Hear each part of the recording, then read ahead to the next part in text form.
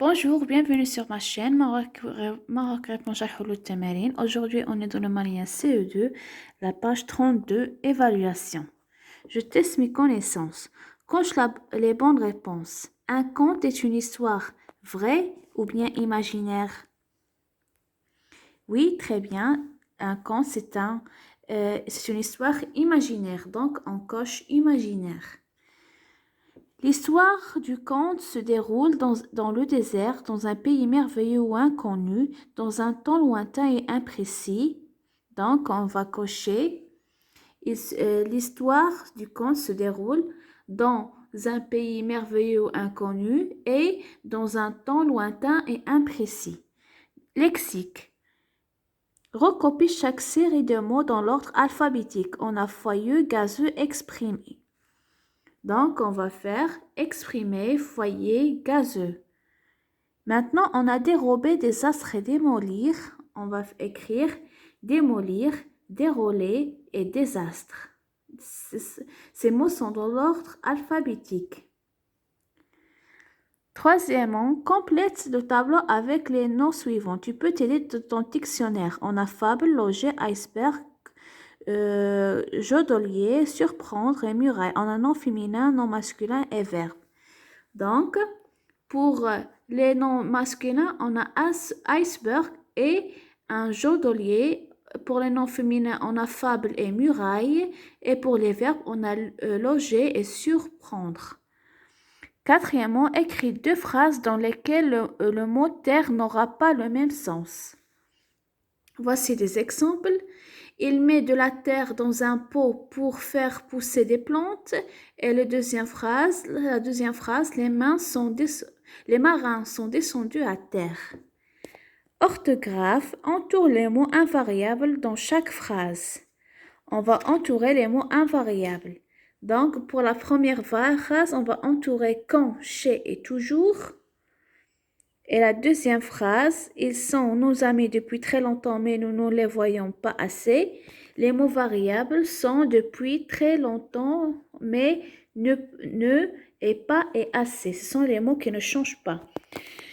Complète les noms avec N ou M. On a un tambour avec M, un bonbon avec N, un embouteillage avec M, un vendeur avec N, une ambulance avec M, un compas avec M, injuste avec N et un compte avec M. Donc, on a M, N, M, N, M, M, N et M. Septièmement, complète les mots avec S ou 2 S. On a une guêpe C avec un seul S, posée avec un seul S, sur le bord de ma tasse avec 2 S. Je l'ai observé avec un seul S. C'est un insecte avec un seul S, minuscule avec un seul S, mais pas très rassurant. Mais pas très rassurant. Avec 2 S, je l'ai chassé avec 2 S car j'ai peur de ce genre de visite avec un seul S. Donc, voici la réponse.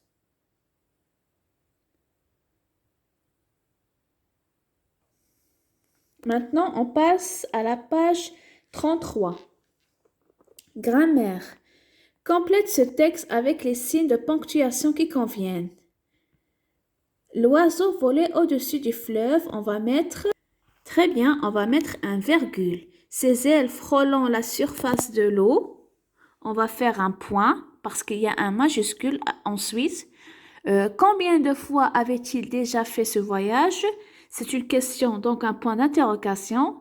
Et ce n'était certainement pas la dernière fois, donc un point d'exclamation. Donc on a virgule, point, point d'interrogation et point d'exclamation.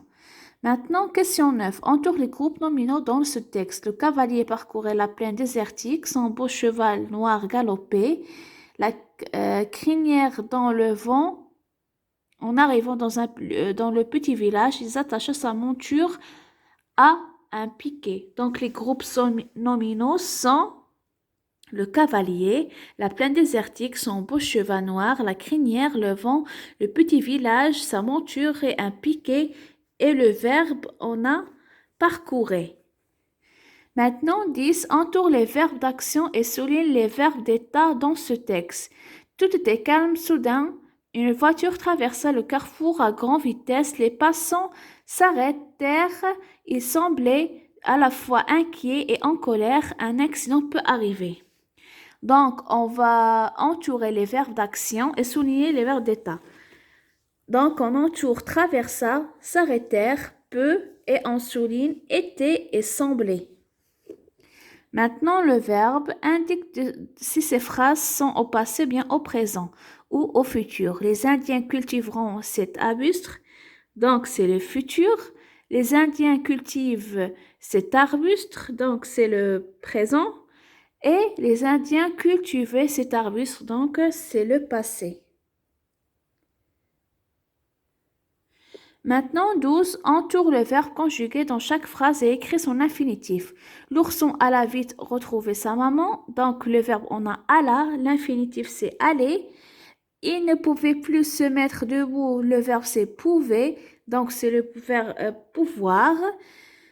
Plus jamais ils ne croiront ces histoires. Donc, le verbe, c'est croiront. Et donc, le verbe, c'est croire.